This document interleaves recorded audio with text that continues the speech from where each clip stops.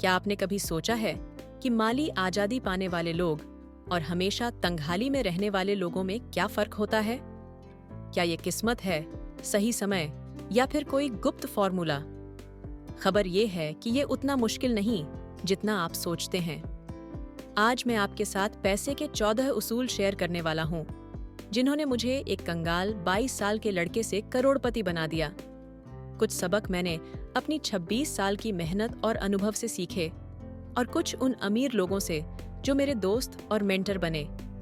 तो चलिए शुरू करते हैं। पहला उसूल। ये सुनने में बहुत आसान लगता है, पर यही बुनियाद है।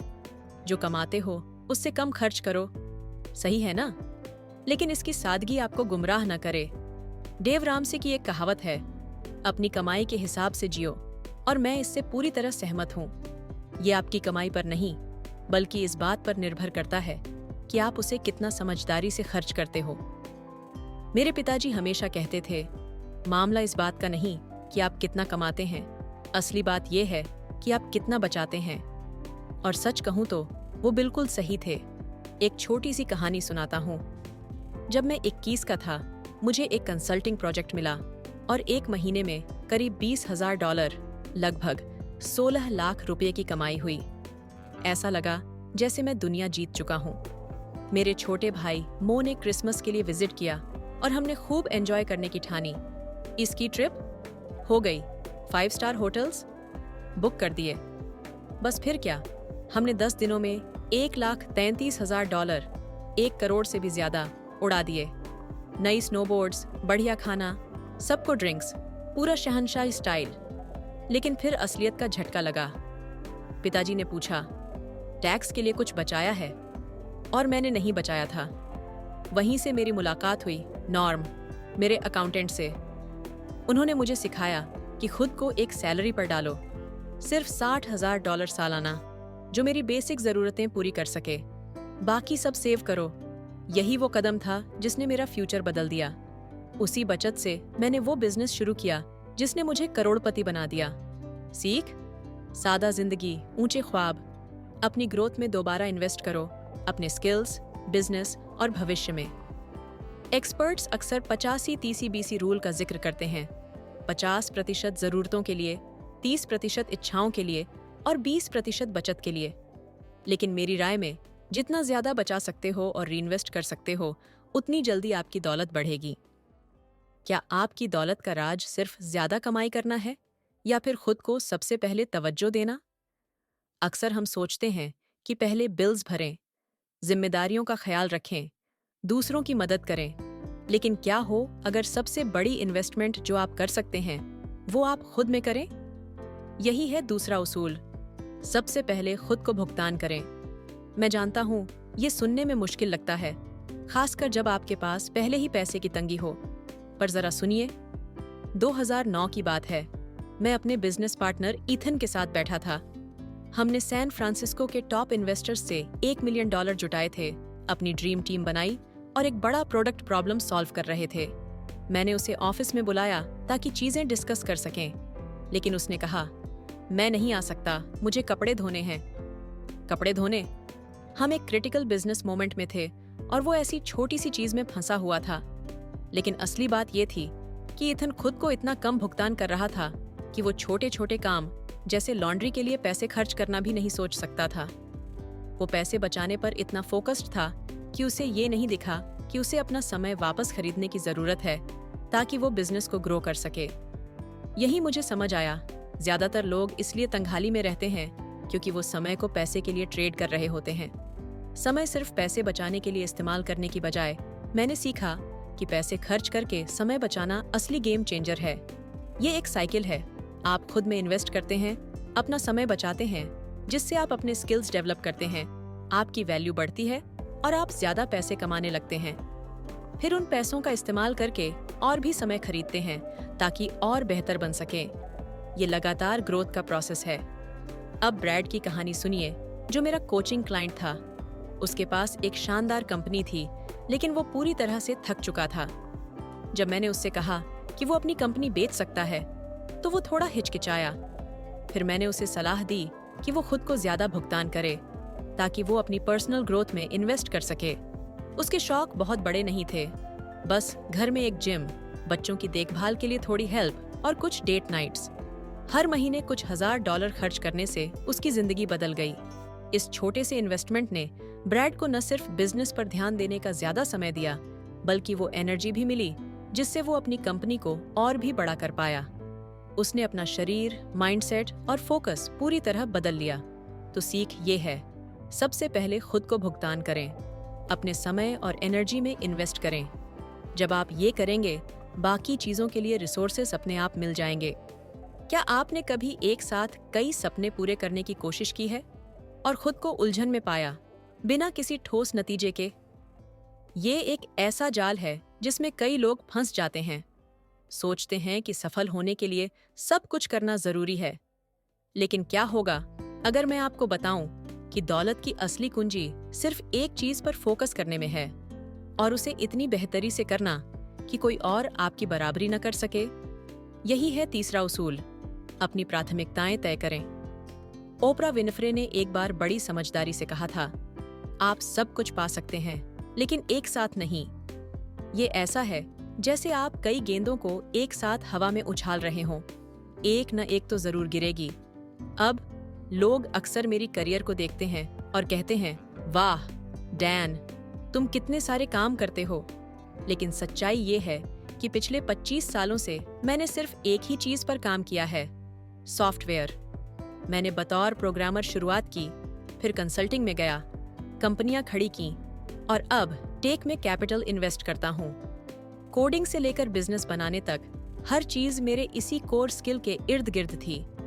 शायद आपको ये सुनकर लगे कि ये थोड़ा सीमित है, लेकिन यकीन मानिए, ये बिल्कुल उल्टा है।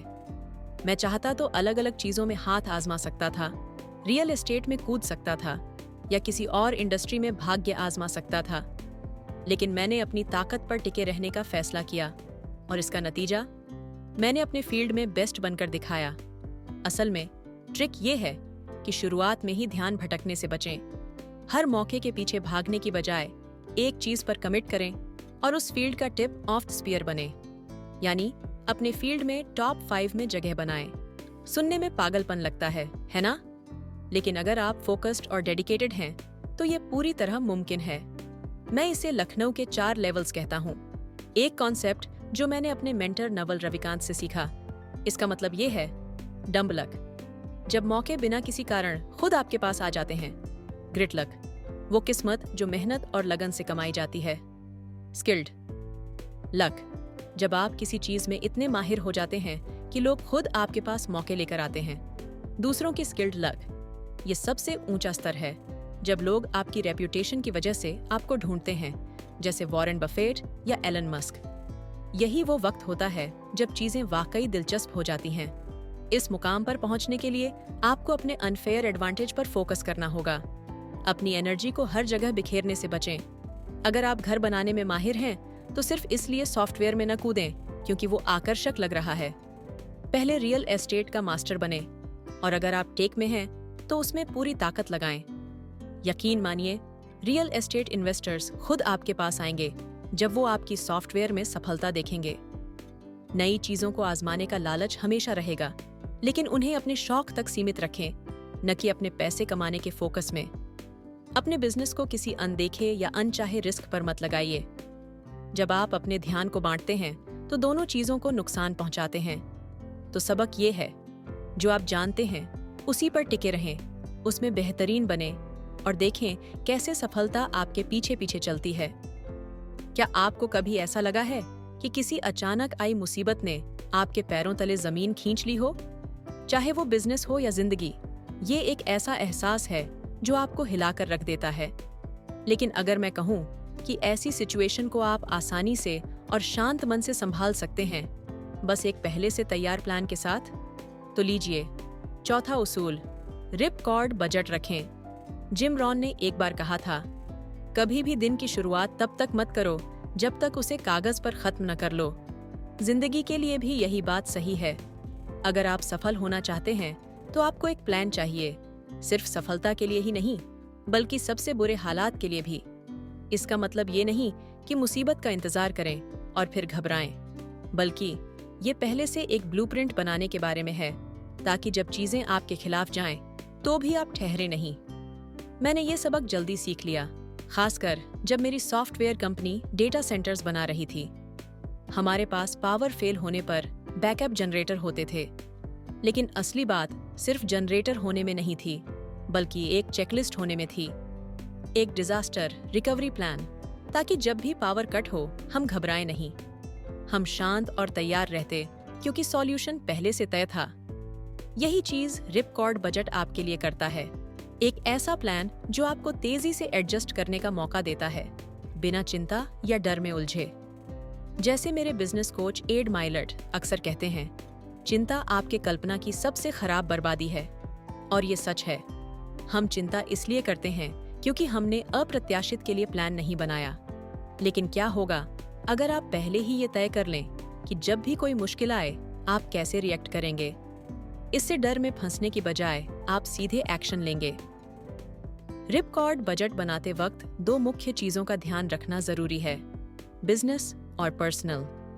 बिजनेस में आमतौर पर 3 से 6 महीने के ऑपरेटिंग एक्सपेंस सेव करने की सलाह दी जाती है, लेकिन मेरे अनुभव में अगर आप तेजी से एडजस्ट करने में माहिर हैं तो 3 महीने काफी हैं। पर्सनल लेवल पर आपको कम से कम 6 महीने के खर्च कैश में सेव करने चाहिए, ताकि अगर आपकी जॉब चली जाए, बिजनेस में नुकसान हो या कोई बड़ा झटका लगे, तो भी आप खुद को संभाल सकें। ये एक ऐसा कुशन है जो आपको किसी भी मुश्किल वक्त से उबरने का मौका देता है। असल में बात यह है कि बचत करें और तैयार रहें, क्योंकि मुश्किल समय जरूर आएगा। लेकिन इतिहास ये भी दिखाता है कि हर आर्थिक गिरावट के बाद एक बड़ी उछाल आती है। इसलिए जब आप तूफान का सामना एक ठोस प्लान के साथ करते हैं, तो आप सिर्फ बचते ही नहीं हैं, बल्कि अगली उड़ान के लिए तैयार होते हैं। आप सरवाइव नहीं, बल्कि आगे बढ़ने के लिए सेट होते हैं। क्या आपने कभी वो मशहूर कहावत सुनी है, देने से कोई गरीब नहीं होता? ये एक ऐसी अनमोल सच्चाई है जिसमें जब आप गहराई से सोचते हैं तो बेशुमार ताकत छुपी होती है। आज हम बात करेंगे 5वें उसूल की, पाने के लिए पहले दो। शुरुआत में ये सुनने में उल्टा लग सकता है, लेकिन मुझ पर भरोसा कीजिए, ये जिंदगी बदलने वाला है। मैं खुद इस उसूल को हर दिन जीता हूँ। हर सुबह मैं खुद से पूछता हूँ, मैं दूसरों के लिए ऐसा क्या कर सकता हूँ जो उनकी जिंदगी में सबसे ज्यादा मायने रखे। जब आप इस सोच को अपनाते हैं तो संभावनाओं की एक नई दुनिया खुल जाती है। यहाँ सिर्फ पैसे की बात नहीं हो रही, बात हो रही है वैल्यू क्रिएट करने की, चाहे वो आपके बिजनेस में हो, रिश्तों में हो या आपकी खुद की तरक्की में। एक मजेदार किस्सा सुनाता हूँ। कुछ साल पहले मुझे एहसास हुआ कि मैं एक अजीब तरह का होर्डर, जमा करने वाला बन गया था। लेकिन ये सामान का नहीं, बल्कि क्रेडिट कार्ड पॉइंट्स का था। पता नहीं क्यों, लेकिन ये मेरे लिए एक खेल जैसा बन गया था। मैं अपने सभी बिजनेस में लाखों पॉइंट्स जमा करता रहता था, स्टारबक्स पॉइंट्स, ट्रैवल पॉइंट्स, सब कुछ। और मैं उन्हें कभी यूज ही नहीं करता था, बस उन्हें स्टोर करता जाता। लेकिन फिर एक दिन मुझे समझ आया कि ये पॉइंट्स जमा करना मेरी मदद नहीं कर रहा। असल में ये मुझे पीछे खींच रहा था। तब मैंने सोचा, अब बहुत हो गया। मैंने अपनी असिस्टेंट से कहा, सभी पॉइंट्स खर्च कर डालो। वो सारे कॉफी पॉइंट्स, ट्रैवल पॉइंट्स जो भी मैंने जमा किए थे, अब उनका सही इस्तेमाल किया जाएगा। क्यों? क्योंकि मैं इसे मनी वेलोसिटी, पैसे का बहाव कहता हूँ। जितना आप खर्च करेंगे, चाहे वो आपका समय हो, पैसा हो या संसाधन, उतनी ही ज्यादा संभावनाएं आप पैदा करेंगे। जब आप पैसे को मार्केट में लगाते हैं तो आप इकोनॉमी का हिस्सा बनते हैं। आप ऊर्जा को सर्कुलेट करते हैं, और जैसे ऊर्जा को रुकना पसंद नहीं, वैसे ही पैसे को भी। जितना आप इसे घुमाएंगे, उतना ही ये आपके पास वापस आएगा। पहले मैं सोचता था कि सेविंग्स ही फाइनेंशियल सक्सेस की चाबी है। मैं अपने बैंक अकाउंट को बढ़ते हुए देखता था और ये अच्छा लगता था, जब तक एक दिन मेरे बैंकर ने पूछा, आप इन पैसों का कर क्या रहे हैं? और मैंने कहा, कुछ नहीं, इसे यूं ही रहने दो। तब मुझे समझ आया, रुको, मैं इसे इन्वेस्ट क्यों नहीं कर रहा? मैंने पैसे को मार्केट में लगाना शुरू किया, अपने बिजनेस में, अपनी टीम में और खुद में। मैंने सीखा कि पैसा सिर्फ एक संसाधन नहीं है जिसे आप छुपा कर रखें।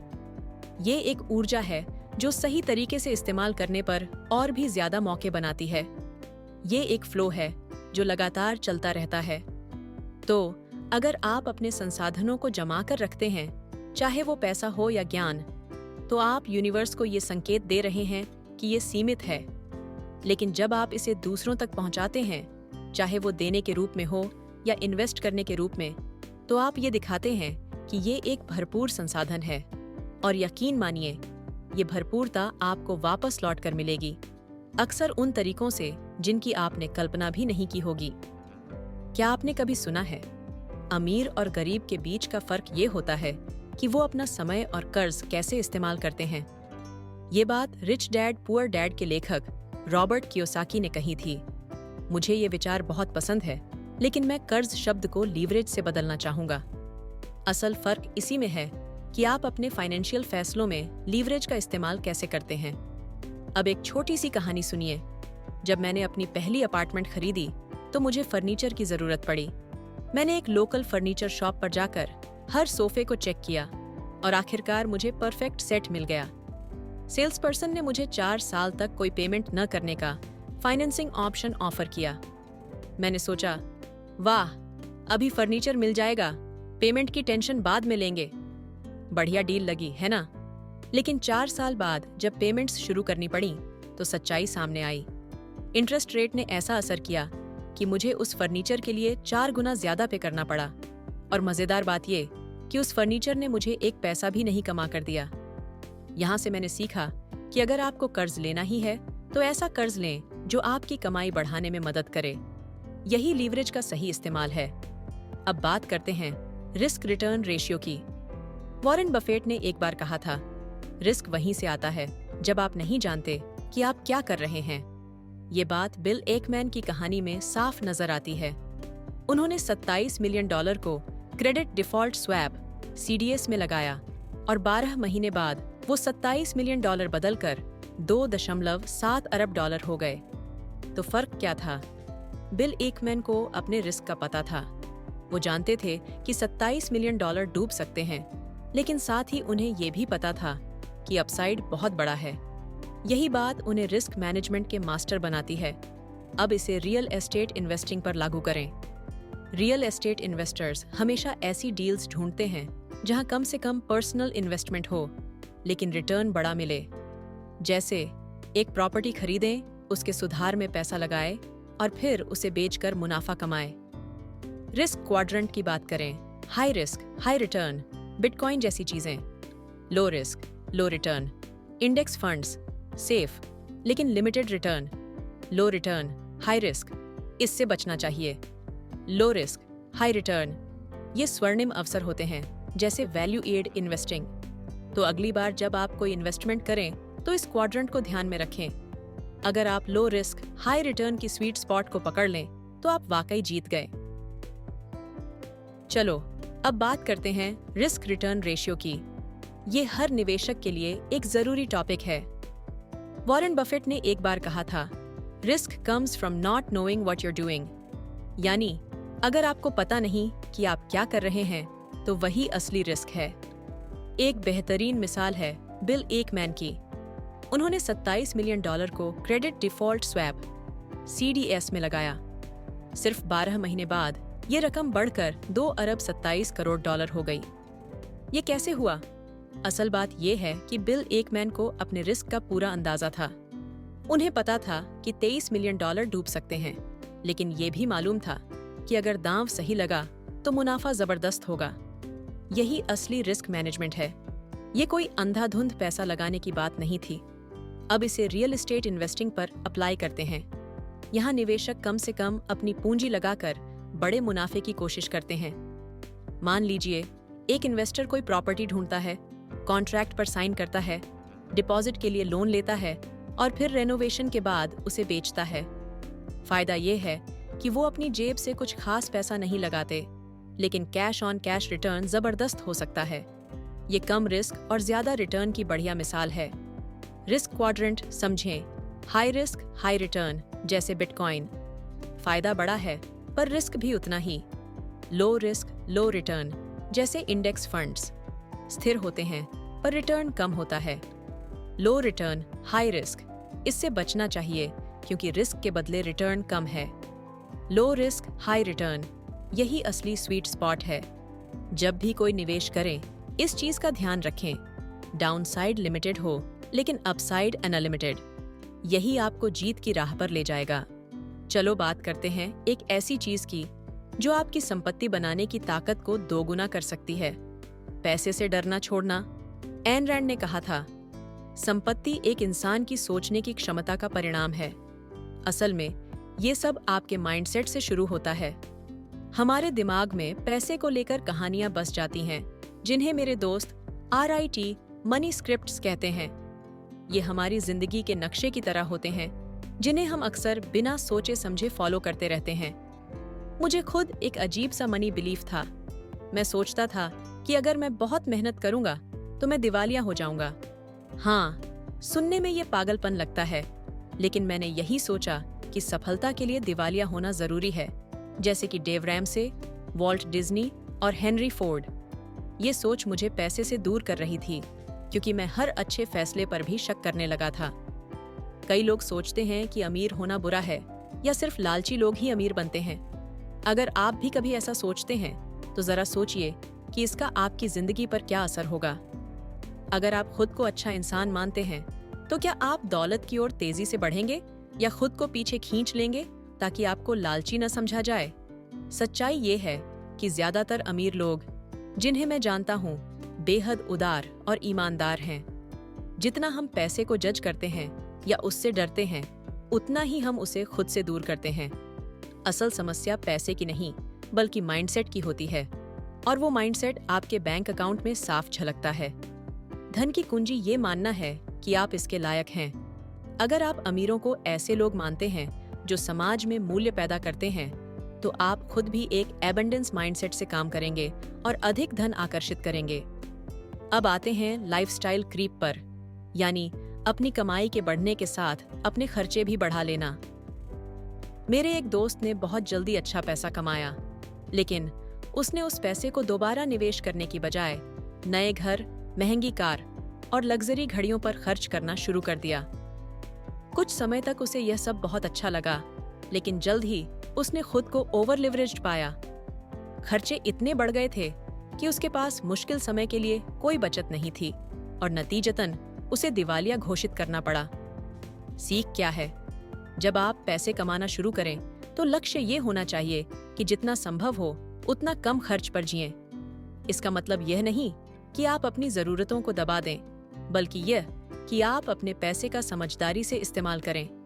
कई लोग कहते हैं कि कंपाउंड इंटरेस्ट दुनिया की सबसे ताकतवर चीज है, लेकिन मेरी राय में डिलेड ग्रेटिफिकेशन, यानी अपनी इच्छाओं को कुछ समय के लिए टालना, उससे भी बड़ी ताकत है।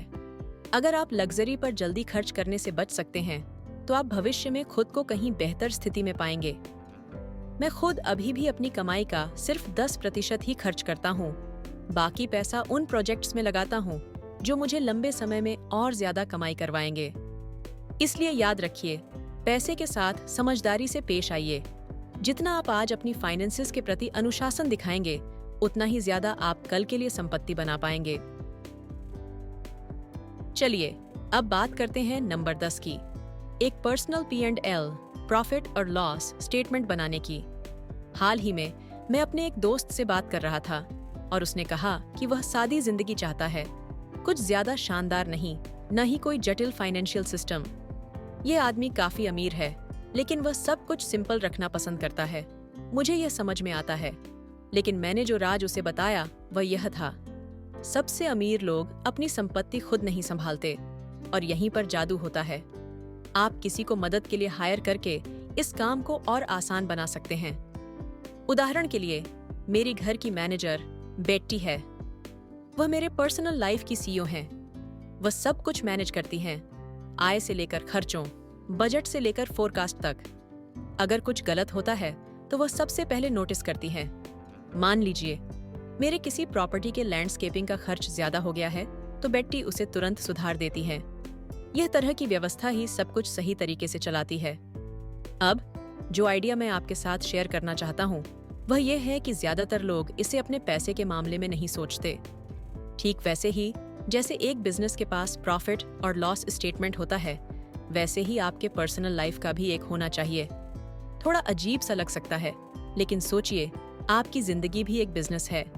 आपके पास आय, सैलरी, साइड हसल्स आदि खा जाता है और खर्चे, मॉर्टगेज, बिल, लाइफस्टाइल के खर्च। हो सकता है आपके पास कंपनी जैसा CFO या COO ना हो, लेकिन अपनी जिंदगी को बिजनेस की तरह मैनेज करने में बहुत कुछ कहा जा सकता है। अब मैं सिर्फ बातें नहीं करता, मैं करता भी हूँ। मैंने अपने पर्सनल फाइनेंस को अकाउंटिंग सॉफ्टवेयर में रखा हुआ है। मैं जानता हूँ ये थोड़ा अलग है, लेकिन क्यों नहीं, इससे सब कुछ मैनेज करना बहुत आसान हो जाता है।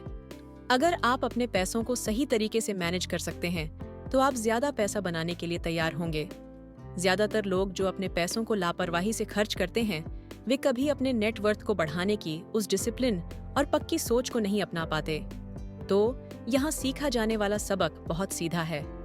अपनी पर्सनल फाइनेंस को एक बिजनेस की तरह समझें। सुसंगठित हों, अगर मदद की जरूरत हो तो किसी को हायर करें और सब कुछ ट्रैक करना शुरू करें। ये वित्तीय अनुशासन ही वह चीज है जो आपको अगले स्तर तक ले जा सकती है। अब बात करते हैं नंबर 11 की। High tides rise on all boats. बड़ी लहरें सब नावों को ऊपर उठाती हैं। जब बात पैसे कमाने और अपने बिजनेस को बढ़ाने की होती है, तो सब कुछ टीम के बारे में है। मुझे पहले ये लगता था कि अगर मैंने अपनी टीम को बहुत अच्छा ट्रेन किया, तो वे आखिरकार छोड़ देंगे।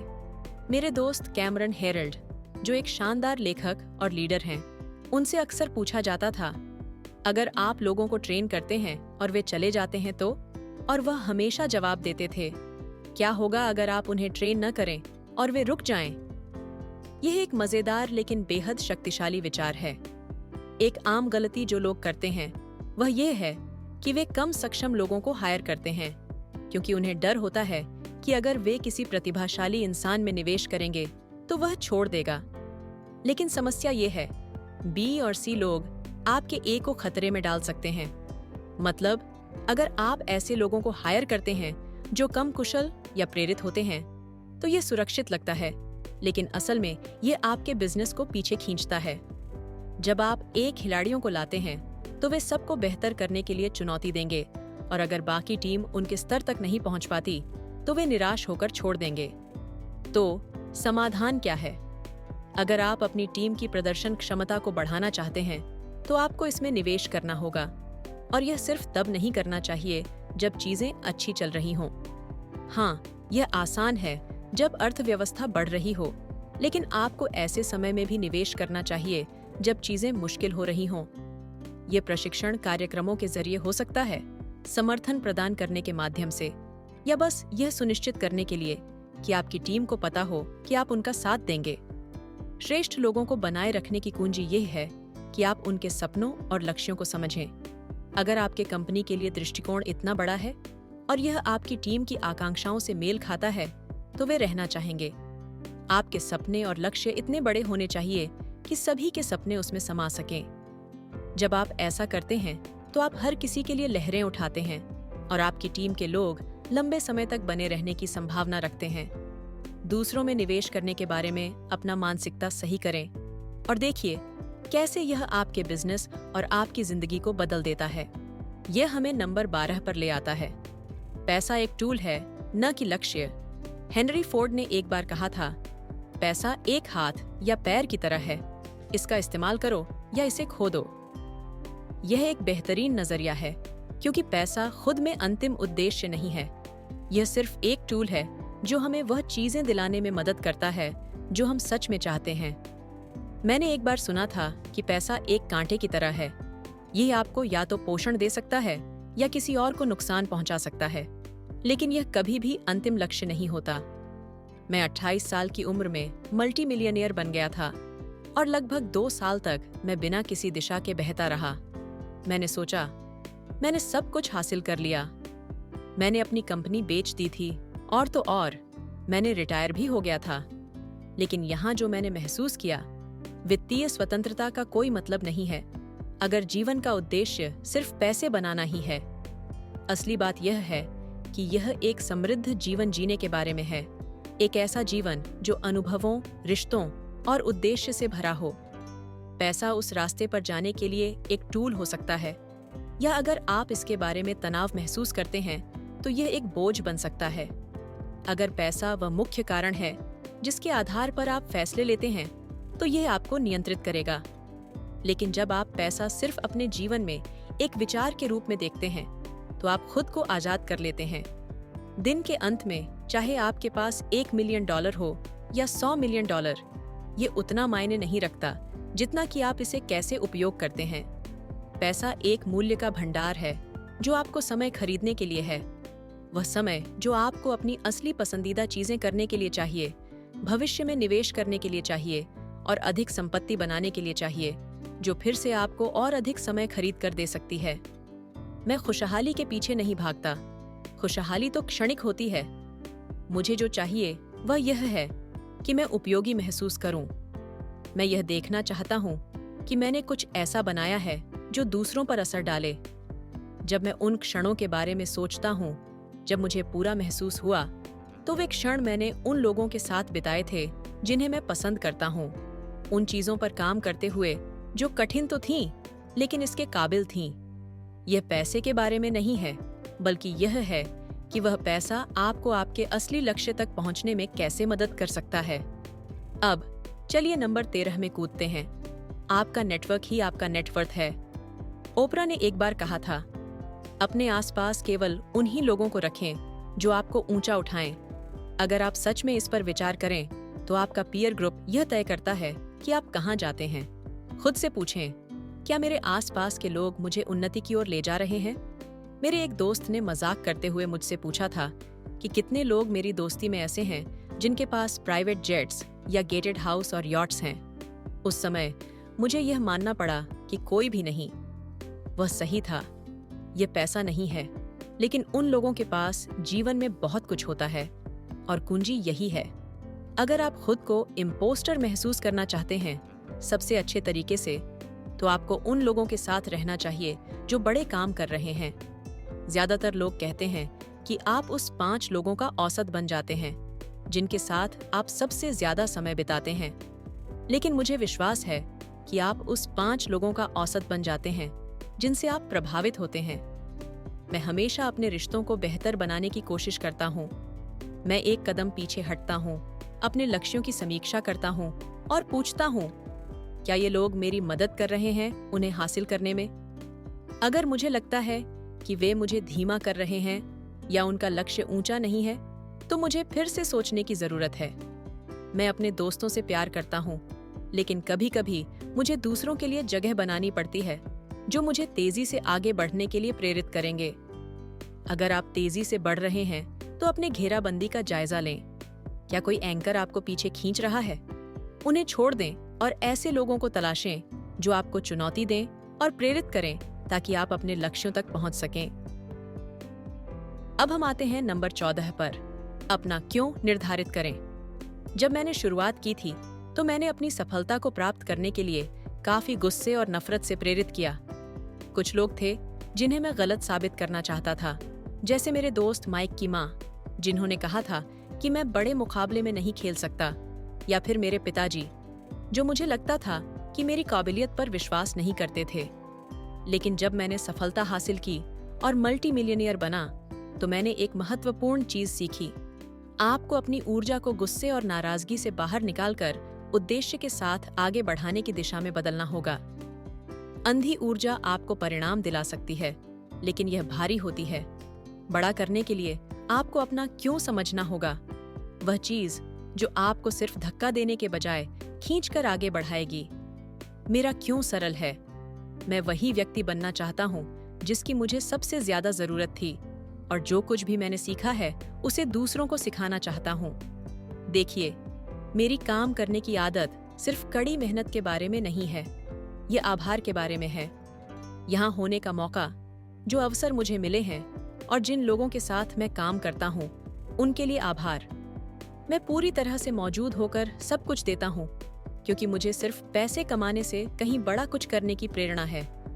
तो आप अपनी जिंदगी को किसके लिए ऑप्टिमाइज कर रहे हैं? क्या आप सिर्फ अमीर बनने की कोशिश कर रहे हैं? ये काम कर सकता है, लेकिन एक दिन आप खुद से यह सवाल करेंगे, इस सब का क्या मतलब है? अगर कल मेरा आखिरी दिन होता तो मैं ऑफिस की तरफ नहीं दौड़ता। मैं अपनी फैमिली को लेकर उनके साथ समय बिताता। अंत में वही चीज मायने रखती है जो आपके परिवार के लोग हैं और आप पर जो प्रभाव पड़ा है। पैसा कमाने के और मौके हमेशा मिलते हैं। मुझे निवेश के ऑफर अक्सर आते हैं, लेकिन मैं ज्यादातर को नकार देता हूँ। मैं नहीं चाहता कि सफलता की सीढ़ी चढ़ते हुए मुझे यह एहसास हो कि वह सीढ़ी गलत दीवार से जुड़ी हुई थी। आपको अंत को सामने रखते हुए शुरुआत करनी चाहिए। अपना क्यों निर्धारित करें और उसी के आधार पर अपने रास्ते को तय करें। इसके साथ धन्यवाद और अगले बार तक।